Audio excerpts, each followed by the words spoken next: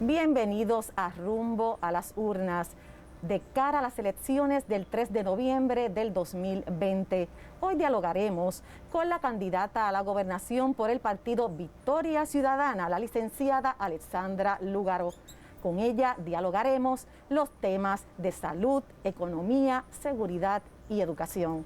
Bienvenida, licenciada Alexandra Lúgaro, al programa Rumbo a las Urnas. Muchísimas gracias por la invitación, un placer estar aquí con ustedes. Qué bueno, y de inmediatamente vamos a hablar del tema, uno de los temas más apremiantes, ¿verdad?, que no se ha tocado en debates anteriores, y es sobre la salud y sobre la pandemia. Una vez usted esté en la silla de la gobernación, ¿cómo va a evitar la propagación de este virus en Puerto Rico? Bueno, como gobernadora electa estaré tomando decisiones junto con el Departamento de la Salud, el Instituto de Estadísticas y la Universidad de Puerto Rico. Decisiones de base científica que nos permitan decidir momentos adecuados para las reaperturas económicas. De igual forma, establecer un sistema de vigilancia epidemiológica, tal y como lo establece la Organización Mundial de la Salud. En Puerto Rico nos hemos colgado en lo más sencillo, que es la fase de muestreo y rastreo. Sabemos que hay municipios que lo han logrado hacer muy bien. Por ejemplo, en Villalba tenemos a la doctora Fabiola Cruz, que ha creado un modelo increíble para el muestreo y rastreo. Nosotros tenemos que buscar emular ese tipo de sistema donde tengamos la cantidad de pruebas suficientes y los rastreos adecuados, integrando la tecnología para tomar decisiones conscientes que prioricen el bienestar de nuestra gente por encima de cualquier otro aspecto.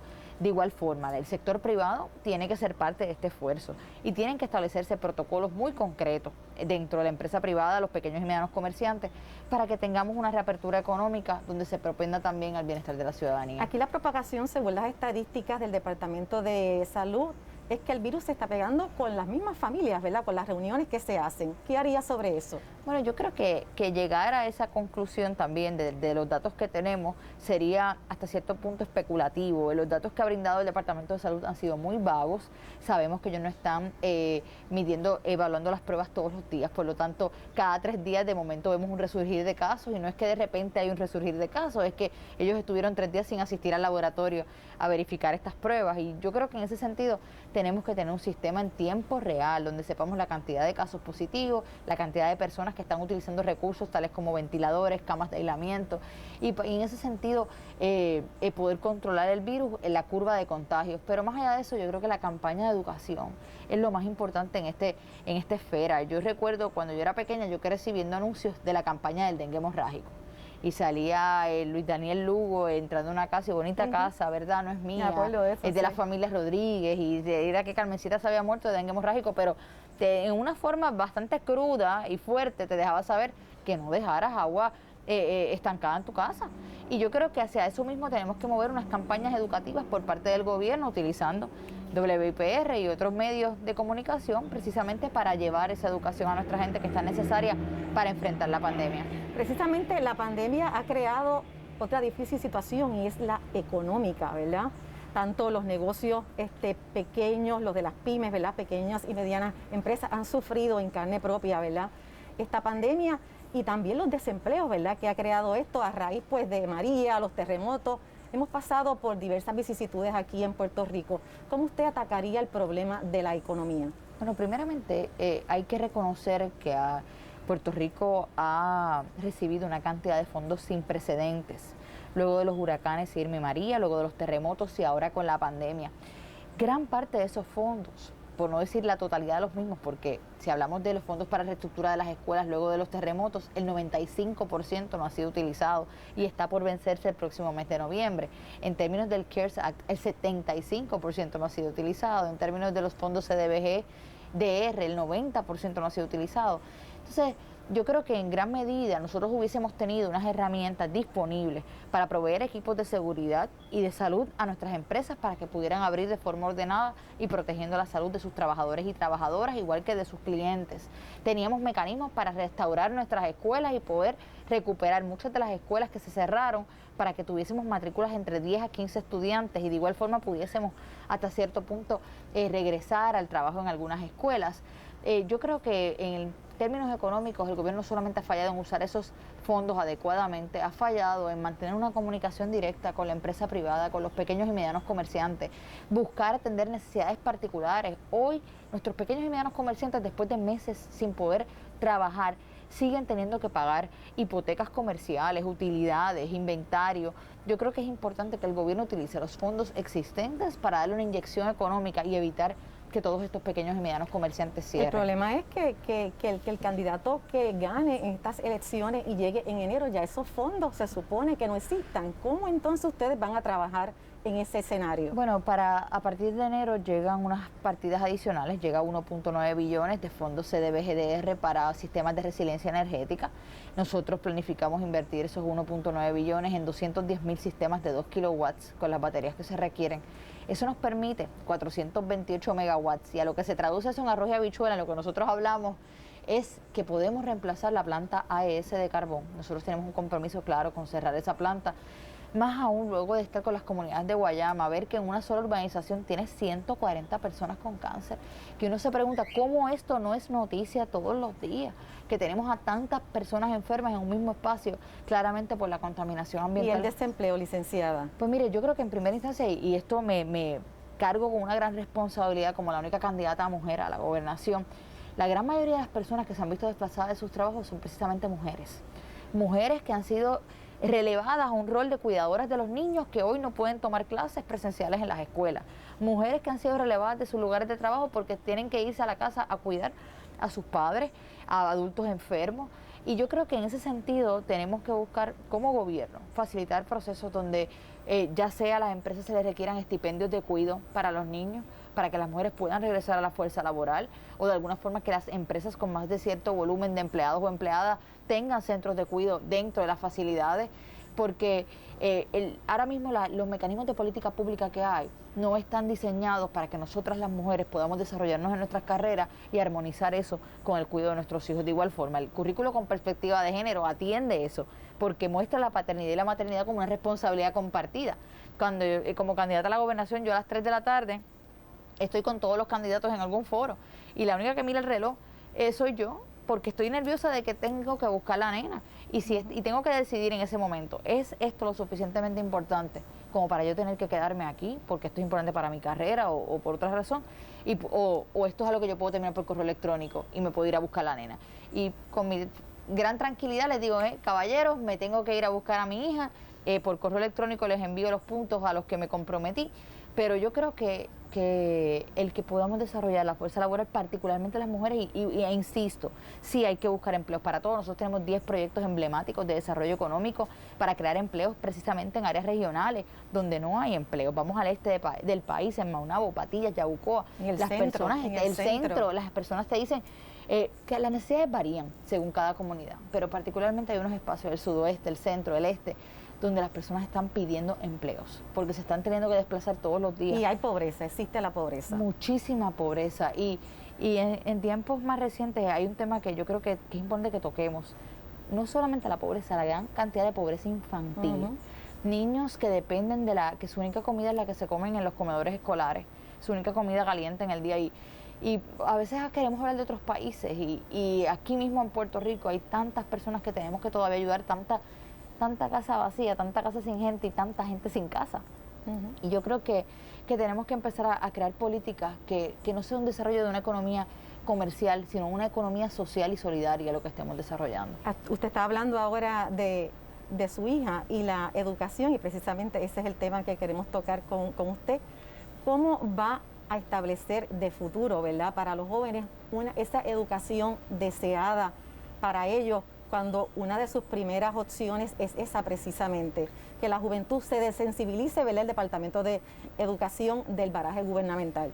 Bueno, primeramente el Departamento de Educación está tan y tan atrás con respecto a otros sistemas educativos en el mundo, y hay que empezar por eso, porque tenemos que trabajar 3 áreas paralelas. Reformar nuestro currículo, un currículo de futuro que atienda lo que los estudiantes van a necesitar: destrezas de análisis, investigación, pensamiento crítico, destrezas donde podamos integrar lo que es el emprendimiento, derechos humanos, agroecología, temas importantes para un estudiante desde la defensa de sus ideas. Y dentro de lo que es una reforma curricular vamos a estar viendo la posición del maestro.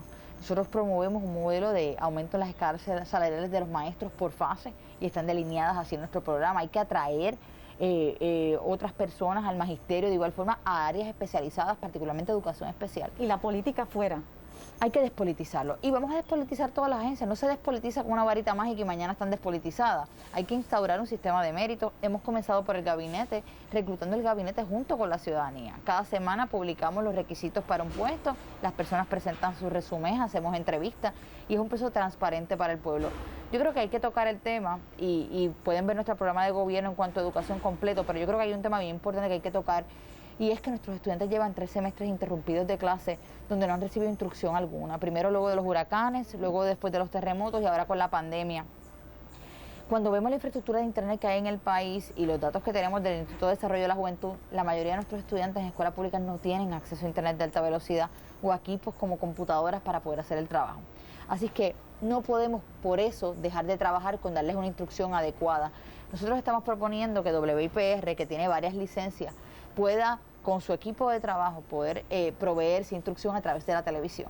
Porque si algo tenemos es que estos estudiantes tienen televisores en sus casas y podríamos entonces darle un taller de trabajo, crear un mecanismo que ya ha sido probado con otros programas educativos que acompañe los módulos impresos que se están recibiendo por parte de los estudiantes, pero que a nuestros estudiantes se les garantice, mira, a ciertas horas estos días va a estar elemental, a ciertas horas estos días escuela intermedia, a ciertas horas estos días escuela superior, de modo que entonces nuestros estudiantes sigan recibiendo una instrucción que es tan necesaria en un momento como este. De la mano de la educación va esa seguridad, ¿verdad? El tráfico de drogas, siempre somos uno de los puntos más importantes del tráfico de drogas entre Sudamérica y los Estados Unidos. ¿Qué podríamos hacer sobre eso? ¿Cuál sería una de sus propuestas? Yo creo que el primer asunto que tenemos que abordar es enfrentar el uso problemático de sustancias con un enfoque salubrista, en lugar de continuar criminalizando la conducta. Creemos que con más balas, más policías, más chalecos y más patrullas vamos a acabar con las drogas. Eso es un modelo que ha fracasado por décadas. Pretendemos resultados distintos si seguimos haciendo las mismas cosas. Vamos a mirar otras jurisdicciones que han logrado atajar el tema del uso problemático de sustancias y cómo lo han hecho con un enfoque salubrista. Nosotros tenemos un programa en el que hoy vamos a estar destinando los fondos que hoy van a la Policía de Puerto Rico y al Departamento de Justicia para perseguir, investigar, acusar y encontrar convictas a personas por el uso problemático de sustancias. Eso iría al Departamento de Salud para, a través de un enfoque salubrista, trabajar con los temas de adicción. Si lo vemos en términos económicos, en el caso de corrección, cada persona que está presa por uso problemático de sustancias nos cuesta $45,000 al año. Tratar una persona por adicción nos cuesta $2,500 al año. Si tratáramos a las personas por uso problemático de sustancias, podríamos reinsertarlos en la vida en sociedad y acabaríamos significativamente con los problemas de seguridad que tiene el país. Licenciada, le agradecemos, ¿verdad?, su presencia aquí al programa Rumbo a las Urnas. Así que le deseamos la mayor de las suertes y usted quédese ahí en su asiento, ¿verdad?, para que continuemos con nosotros, que vamos a tener la entrevista con la comisionada residente por el partido Victoria Ciudadana. Ya volvemos.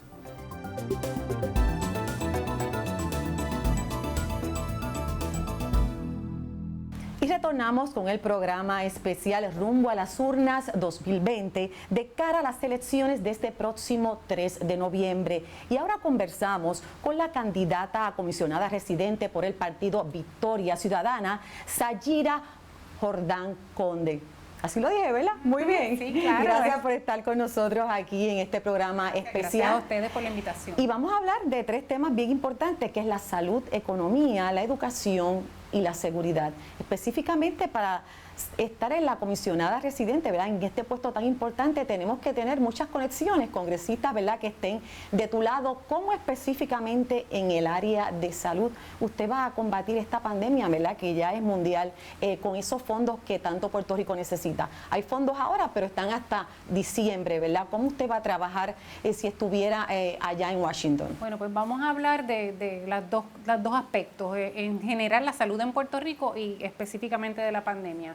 En general, en el Departamento de Salud en Puerto Rico se ha establecido una tendencia en la que en lugar de atender las necesidades de salud del pueblo puertorriqueño, lo que se hace es que se dejan llevar por lo que se permite en los Estados Unidos, por los fondos disponibles que están en Estados Unidos, y no hay una política directa y organizada en términos de la salud del pueblo puertorriqueño. El Movimiento Victoria Ciudadana ha provisto dentro de su programa de gobierno una visión de salud unificada, integrada, que no solamente mira a la salud desde una sola perspectiva remediativa, sino que atiende a la prevención en el sentido de que hay determinantes de la salud que no necesariamente tienen que ver directamente con elementos biológicos y del organismo. Así que, por ejemplo, en la seguridad alimentaria tiene que ver con nuestra salud. Vemos eso entonces de una manera holística. En el sentido de la pandemia, hasta ahora en Puerto Rico la respuesta ha sido extremadamente deficiente. Una vez tomada la decisión de haber hecho un cierre en el 15 de marzo, que fue una buena decisión independientemente de que no fue basada en datos científicos, no se aprovechó ese tiempo para prepararnos como debíamos y todavía venimos arrastrando esas deficiencias. Así que el rastreo y las pruebas que necesitamos, además de todo un sinnúmero de otros elementos para preparar a nuestro entramado hospitalario y de atención médica, no se ha dado. Tenemos unos fondos, como bien menciona, y tenemos que capitalizar en esos fondos que, como bien dice, se vencen el 31 de diciembre y ya la comisionada actual debería estar tratando de extender ese término porque que no nos pase de nuevo como nos pasó con los 1.100 millones de dólares que desgraciadamente tuvimos que devolver por no haber hecho el trabajo como correspondía desde el principio. Cuenta con el respaldo allá en Washington de congresistas para no solamente atacar la pandemia, sino también otro tema bien importante en el área de salud, que es nuestro plan vital, ¿verdad? Que es el de los empleados públicos. Sí, mira, en lugar de estar tratando de siempre estar yendo a Washington todos los años para negociar nuevamente, tenemos que, en mi caso, yo voy a pelear, a luchar porque en Puerto Rico se les reconozca el mismo CAP que tienen todos los demás estados. En Puerto Rico estamos muy por debajo de los estados, es decir, el gobierno federal no aporta tanto como aporta al Medicare de los estados, así que en Puerto Rico tenemos que traer eso al mismo nivel de manera que podamos servir a todos los que necesitan de esos servicios de salud. Yo definitivamente ya tengo lazos en el Congreso establecidos. Yo estuve en el Congreso en el 2003 en un becado y trabajé en el Congreso en ese entonces. Desde entonces tengo lazos establecidos con el Congreso y este año, a raíz de mi candidatura, pues he visitado ya el Congreso, me he reunido iterativamente a través de todo el año con diferentes congresistas, tanto demócratas como republicanos. El plan vital específico. ¿Perdón? El plan vital. El plan vital, pues el plan se nutre de Medicare, de los fondos Medicare, y por eso es que necesitamos que ese CAP suba, que el gobierno federal nos reconozca paridad de fondos en ese sentido, igual que los estados. En el tema de economía, ¿verdad? Que tanto hemos pasado un huracán, terremoto y ahora la pandemia, ¿verdad? Ante la crisis completa, ¿verdad? Que está surgiendo y que continúa, ¿verdad? En Puerto Rico, ¿cómo usted va a aminorar esa crisis y atraer más empleo específicamente para las pequeñas y medianas empresas que tanto están sufriendo en estos momentos? Mira, uno de los propósitos principales por los que yo me uní o decidí ir a esta candidatura es el hecho de que mis estudiantes que se gradúan de ingeniería en Puerto Rico abandonan la isla porque no hay oportunidades de trabajo. Tenemos alrededor de un 20% de nuestros jóvenes migrando, saliendo de Puerto Rico porque no tienen las oportunidades y cuando van a los Estados Unidos obtienen trabajo, pues ganan el 125% de lo que podrían ganar aquí. En ese sentido, mi compromiso con el desarrollo económico está basado en por lo menos dos cosas. Tenemos que tener una economía diversa y que sea sostenible. No solamente basarnos en la atracción de las biofarmacéuticas que se está promoviendo ahora, que es una gran oportunidad, sino también no depositar todos los huevos en la misma canasta, sino que también promover el desarrollo de las empresas pequeñas y medianas. Como tú dices, yo de hecho ahora mismo en mi rol como profesora tengo un programa que recibió fondos federales del Departamento de Desarrollo Económico Federal para promover el que mis estudiantes ingenieros se gradúen y ya tengan un negocio, tengan un startup que ellos puedan desarrollar y que eventualmente ellos también puedan crear empleos. Así que ese compromiso mío no espera la comisaría, ya yo lo estoy haciendo. Hablando del tema de educación, que es tan importante, ¿qué le depara, ¿verdad?, a estos jóvenes en el futuro en un departamento de educación que está tan politizado? ¿Qué ayuda usted traería desde Washington? Mira, mi compromiso desde la comisaría está claro. Como educadora, reconozco el valor de la educación como algo liberador y que nos permite llegar a nuestra satisfacción personal. Pero yo tengo un plan específico propuesto que se llama Acceso 2030 y de lo que se trata es de proveer no solo computadoras o dispositivos a nuestros niños desde kindergarten hasta que se gradúen de cuarto año, ¿verdad? Sino también todo un entramado de adiestramiento, de apoyo técnico, de sustitución de esos dispositivos, dispositivos que sean de bajo costo, como los que están financiados a través de un programa que se llama One Laptop per Child, una laptop por niño, y que esa iniciativa se ha establecido en algunos estados y en otros países, como por ejemplo Uruguay, que gracias a ese plan que se llama el Plan Ceibal, que es mi propio plan está diseñado basado en esa experiencia, ¿verdad? Ya ahora Uruguay tiene la delantera en Latinoamérica en términos de tecnología, no solo en educación, y estaba listo para responder a la pandemia, sino también exporta servicios digitales a todo el mundo. El problema ahora es que hay fondos para tener todos esos equipos para los estudiantes, pero la mayoría aún no tienen una computadora. Sí, yo creo que de lo que adolecen todas las agencias de gobierno por los reportajes, por lo que veo, la evidencia demuestra que hay una falta de organización, hay una falta de entender la necesidad de adoptar procesos que sean eficientes. Y en ese sentido, yo creo que hay que hacer una reingeniería de gobierno y adoptar mucho de la digitalización. Yo entiendo que eso no se puede hacer de un día para otro, pero hay que optimizar los procesos y hay que digitalizar los procesos de manera que todos los ciudadanos puedan completar la transacción que necesiten completar en el gobierno, como por ejemplo sacar una licencia o sacar algún tipo de sello, que lo puedan hacer todo digitalmente, de manera que reduzcamos la necesidad de nosotros tener que gastar tiempo en ir a hacer cosas, tiempo que podríamos usar en ser productivos. De la mano de la educación está la seguridad, y eso es bien importante para todos los ciudadanos aquí en Puerto Rico. No hay equipos para los policías, no hay medidas, o sea, no hay personal, ¿verdad?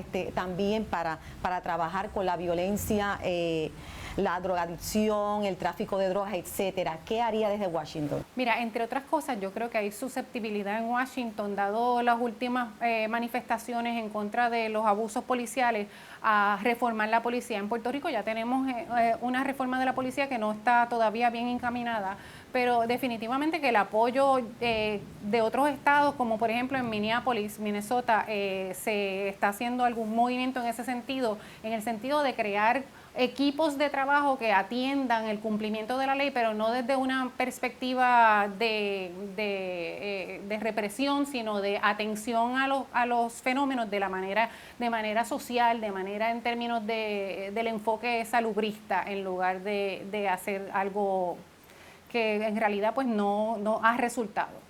En Puerto Rico, particularmente, tenemos que trabajar con la profesionalización de la policía y con ofrecerle mejores beneficios a nuestros agentes de cumplimiento de orden. O sea, que estaría trayendo personal adicional de afuera para que adiestren al personal que tenemos ahora mismo en la policía. Yo creo que no solamente eso, sino establecer alianzas con otros estados que tengan las mismas necesidades que tenemos nosotros. Yo creo que uno de los elementos fundamentales de la comisaría son esas alianzas que no las he visto, porque he visto una visión limitada de la comisaría que solamente se limita, valga la redundancia, a servir de mensajería. Traigo dinero porque se declaró una ley y como quiera le corresponde a Puerto Rico. Ese no es el rol de la comisaría. Para comunicar están los medios. La comisaría tiene el deber de representar a Puerto Rico no solo ante el Congreso, sino ante todas las agencias federales, ante el público estadounidense, para que entienda qué es lo que necesita Puerto Rico y echar nuestras causas adelante. Nos quedan ya un minuto. ¿Qué último mensaje usted le quiere dar a toda esa gente, ¿verdad?, de camino a las elecciones ahora del 3 de noviembre? Yo diría, Puerto Rico, sabes lo que ha pasado a través de la historia, tienes la evidencia de lo que ya has votado dentro del poder en Puerto Rico. Mi propuesta está clara, tengo un compromiso con el pueblo puertorriqueño, el bienestar de todos los puertorriqueños. Yo no soy ni republicana ni demócrata. Cuando vaya al Congreso voy a representar el bienestar de Puerto Rico y haré lo que tenga que hacer para lograr precisamente eso.